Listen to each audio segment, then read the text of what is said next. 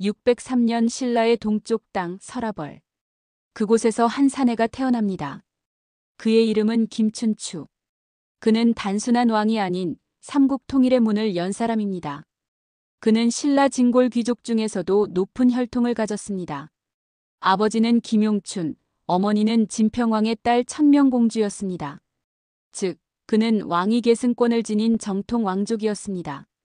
그러나 권력은 혈통만으로 주어지지 않았습니다. 신라는 당시 골품제라는 엄격한 신분 체계를 운영하고 있었고, 진골 귀족 내부에서도 치열한 정치 다툼이 일어나고 있었습니다. 춘추는 젊은 시절부터 조정 안팎에서 많은 고난을 겪습니다. 그는 정치적 기반이 약했던 아버지의 한계를 고스란히 물려받았고, 어머니인 천명공주마저 일찍 세상을 떠나면서 그의 삶은 어린 시절부터 외로움과 긴장 속에 놓여 있었습니다. 춘추는 학문에도 능했지만 세상살이에 더 눈이 밝은 사람이었습니다. 그는 화랑 출신이었으며 말과 활, 병서에도 익숙한 인물이었습니다. 하지만 무엇보다도 그를 돋보이게 한 것은 사람을 얻는 능력이었습니다. 그의 가장 큰 동지는 김유신이었습니다. 신라 최고 무장 집안 출신인 유신과의 우정은 신라의 역사를 바꿔놓습니다. 춘추는 자신의 딸 문희를 유신에게 시집 보내며 정치적 동맹을 넘어선 혈연 동맹을 맺습니다. 이 동맹은 신라 왕권 강화와 삼국 통일의 토대가 되었습니다. 하지만 그의 삶에는 늘 눈물과 시련이 있었습니다.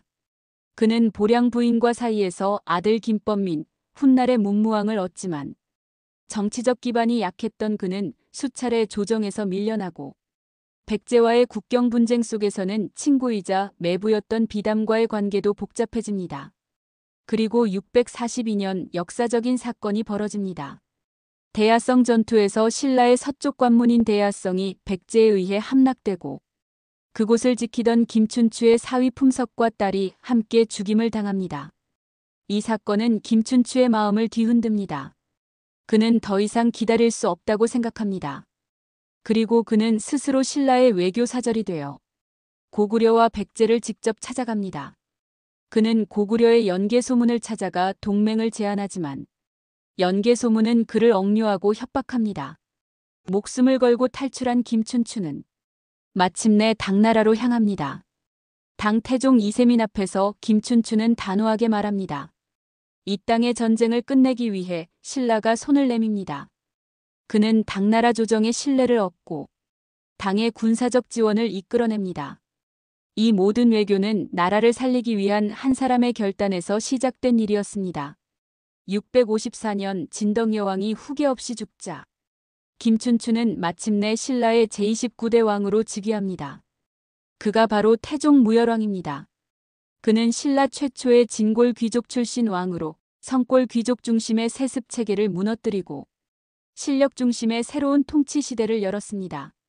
그의 즉위는 신라 정치사에 거대한 변화를 일으켰습니다. 그는 귀족의 세력을 정비하고 중앙 집권 체제를 강화했으며 군사제도를 재정비해 대대적인 개혁을 단행합니다. 그 결과 660년 그는 김유신 장군과 함께 마침내 백제의 수도 사비성을 함락시킵니다. 왕의자와 왕자들은 포로로 잡히고 백제는 역사 속으로 사라집니다. 태종 무열왕은 백성 앞에서 말합니다. 이 승리는 칼의 승리가 아니다. 지켜온 백성의 인내가 만든 것이다. 하지만 백제를 무너뜨린 그해 그는 병으로 쓰러지고 맙니다. 661년 삼국 통일의 꿈을 이루기 직전 그는 59세의 나이로 세상을 떠납니다. 그의 유해는 대왕릉에 묻혔습니다. 그 무덤은 신라 왕릉 중 유일하게 산이 아닌 평지에 위치합니다. 왜일까요? 그는 자신의 무덤이 백성을 내려보는 곳이 아니라 백성과 눈을 맞추는 곳이길 바랐기 때문입니다. 그의 뜻은 아들 문무왕에게 이어져 676년 드디어 고구려까지 멸망시키고 한반도 최초의 삼국 통일이 완성됩니다. 김춘추. 그는 왕이 되기 전부터 이미 통일의 불씨를 지핀 사람이었습니다. 그의 명언은 남아있지 않지만 그의 삶이 말해줍니다.